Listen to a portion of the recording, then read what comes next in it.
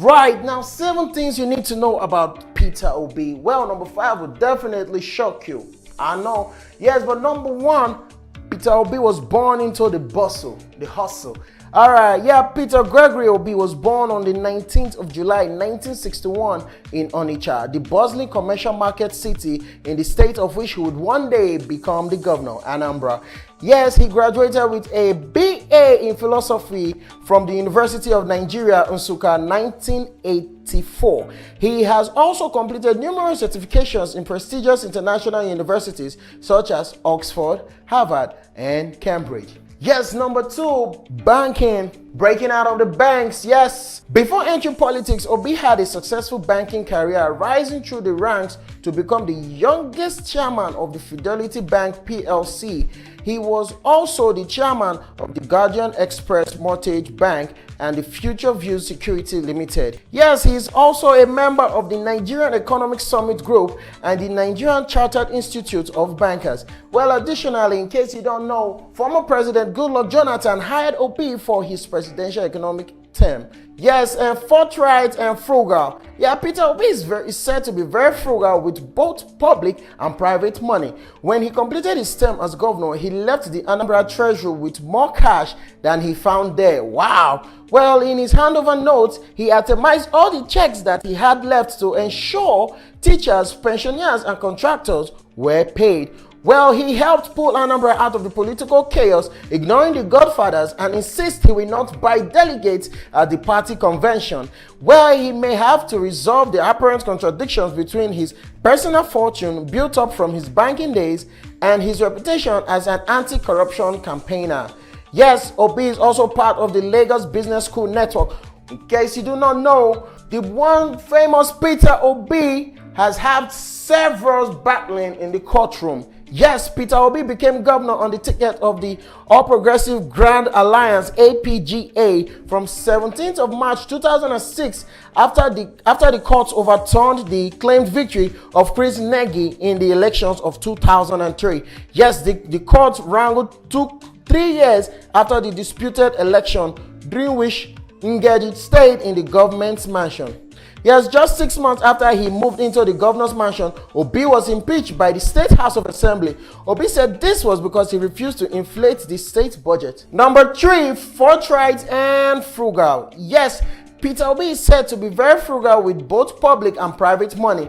When he completed his term as governor, he left the Anambra Treasury with more cash than he found there.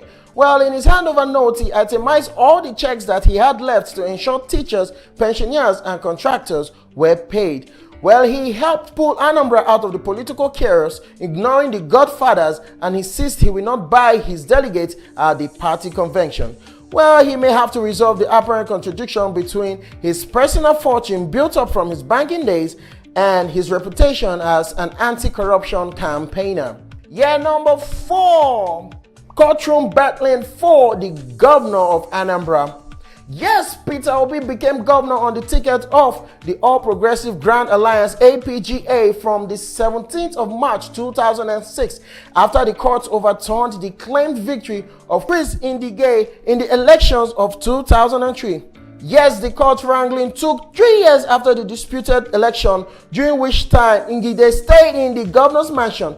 Just 3 months after he moved into the governor's mansion, Obi was impeached by the State House of Assembly. Obi said this was because he refused to inflate the state budget. He appealed and the impeachment was overturned, allowing him to continue from the 9th of February to the 29th of May 2007.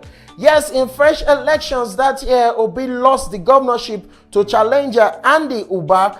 He took to the court again, arguing that he had another 3 years to serve of his unfinished first term.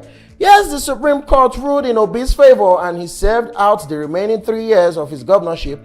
He then went on to win the 2010 elections, defeating Charles Soludo, former governor of the central bank. And yes, number 5. Yes, Obi nurtured a reputation as a campaigner for transparency, yet the Pandora Papers project uncovered that he has a number of secret business dealings and relationships that he has for years kept to his chest.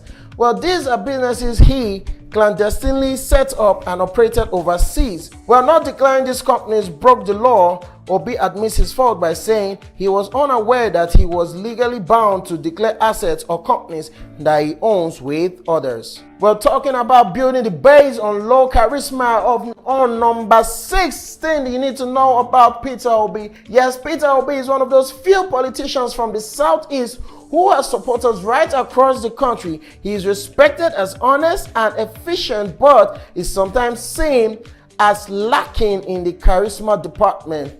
And yes, number 7, always winning the prizes. Yes, Anambra State under Obi's governorship was rated by the Debt Management Office as the least indebted. The Senate judged it the most financially stable state. Obi's administration also won the Bill and Melinda Gates Foundation Prize of $1 million for the best performing state on immunization in the Southeast. Yes, this money was used with churches to expand healthcare, building 10 maternal and childcare centers, mostly in rural areas.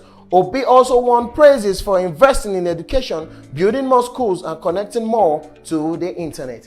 Yeah, so tell me what's your favorite part, and if you think we missed out anyone, please do drop it in the comment section below.